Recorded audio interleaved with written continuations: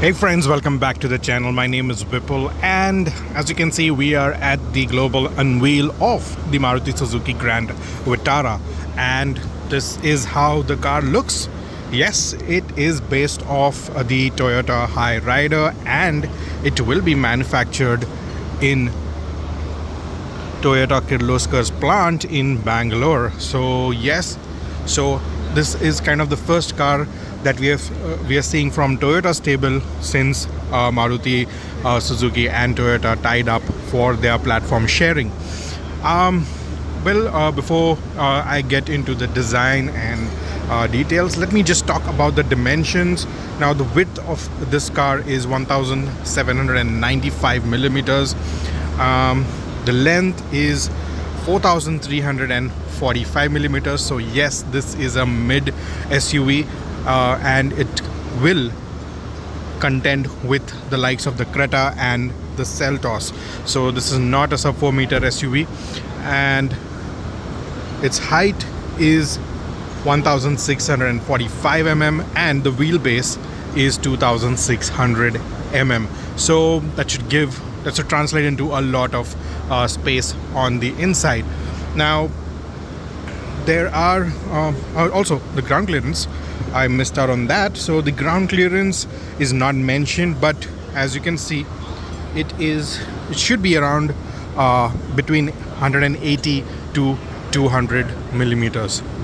So those are the dimensions of the car.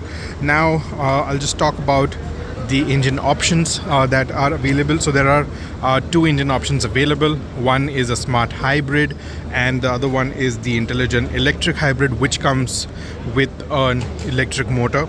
Now, the smart hybrid is basically the mild hybrid, which you also see in other Maruti Suzuki cars like the Ciaz, and it will be available in four variants: Sigma, Delta, Zeta and Alpha, and it's powered by a 1462 cc engine, and it produces 103 PS of power and 136 Newton meters of torque. The battery in this one is a 12 volt lithium ion battery, and it will kick in only in very rare conditions where you are in stop go traffic. So it will help in the auto start stop, and it will switch to battery mode when you are pushing off from a signal. So you accelerate, and it will deliver power to the wheels. Other than that, this will run on the petrol motor and will give you an efficiency of 21.15 kilometers to the liter. Now, there are two transmission options in this. One is a 5-speed manual transmission. The other one is a 6-speed automatic. And apart from that, you also get an all-grip variant. So the car right there is an all-grip variant, and it will be available only in the manual trims. The all grip is nothing but Suzuki's four-wheel drive that has been developed for Suzuki. The other version that you have is the intelligent electric hybrid. These are the top end variants, and the trims on that are the Zeta Plus and the Alpha Plus. This is powered by a 1490 cc engine, petrol motor, and it produces 92.45 PS of power in pure petrol mode. It produces 115.56 PS of power in EV mode. And the transmission is ECVT for the strong hybrid. And this car right here is the strong hybrid variant, and it is identified by this badging right here. The other cars have a smart hybrid badging on them. So that's all about the dimensions of the car, the engine specs, and pretty much the dimensions and the silhouette. If you look at it, it is pretty much similar to the Toyota Hyryder. Now I'll just give you a quick look of the design of this car. Now, before I show you the exterior, since the car is empty, I'll just show you what the insides are like. Now, if you look at the door itself, right here you get a nice leather finish. You get hard plastics here, same scratchy plastic, hard plastics, but there have been a lot of elements that have been added to make this car really premium. So like this textured material right here, it looks really nice, gives a premium appeal. Chrome handles and then leather finish with stitching right here. And you also have this standard door panel controls right here for the ORVMs, the central locking, windows, the power windows, etc. Here you get a bottle holder and some space to store your knickknacks. Now look at the seat. Manual controls to adjust the seat. The seats are also nice and wide, and they have good amount of bolstering on the sides. Perforated seats, leather upholstery, looks really good, and they feel comfortable as well. So let me just sit and have a feel of how that feels.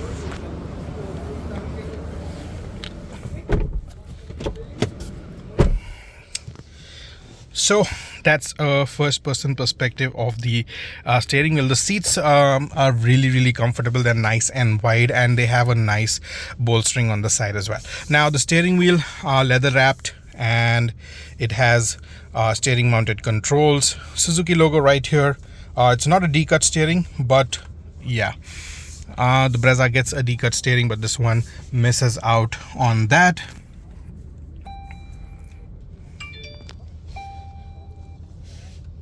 Now, okay, so here you have the power button, and then you have a button to bring up the heads up display as well. So right now we don't have the keys of the car, but let me show you. This is exactly where the heads up display will be placed, and it relays the information from here. This part comes out, and it is similar to the Maruti Suzuki Brezza. We've seen the system work on the Brezza before, nothing new. Here you have a 7-inch display, whereas in the lower variants you get an analog cum digital display. Here this is completely digital. And Maruti Smart Connect system, touchscreen with wireless CarPlay, Android Auto. You have the AC vents right here, automatic climate control, 12-volt power sockets, USB cable, traction control button, and you have a wireless charger as well. Since this is the hybrid variant, you get the CVT gearbox, eCVT gearbox, and you have the drive selector right here. Now something different that is there in this car is this EV mode. This is something like we saw in the Honda City that we drove, and this has a similar EV mode, and you have the normal drive mode. So EV mode will be only in, it will be purely electric motor. Drive mode is purely petrol motor. Otherwise the car by default will keep switching between petrol and electric based on your driving conditions. It will be in the hybrid mode. Controls for the air cons are nice, toggle switches. This is really nice, and you have a handrest here, nice leather finishing. Seats are nice and soft. You get ventilated seats right here, and you have the control for them here. So both the front passengers will get ventilated seats. The dashboard, you have a 3-layer dashboard like they told us in the briefing. So here you have scratchy plastic, and here you again have the same element that you have on the door pads, and here you have a leather finishing with stitching, which looks really nice. Glove box, it's not very big, it's not cooled either, so not the best in the segment, but yeah, it should get the job done. Auto dimming ORVMs, and you have the lights right here, and you also get a sunglass holder. Vanity mirrors are illuminated, so that's a thumbs up for Maruti for providing that. Headrests are nice and big and adjustable. You also get 2 cup holders right here, and the gear knob also has leather finishing on it. So that's the front of the Maruti Suzuki Grand Vitara for you. Yeah, one more thing. You have a panoramic sunroof, the controls for which are here. Key's not there, so I can't open it. But yeah, that's the size of the sunroof. First for Maruti Suzuki, the first time a Maruti Suzuki car is getting a sunroof. And this one opens up right till here. So let's hop into the rear seat and check how things are at the rear.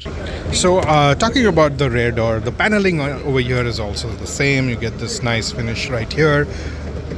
Chrome handles, piano black finish, and leather fitment right here, which looks really good.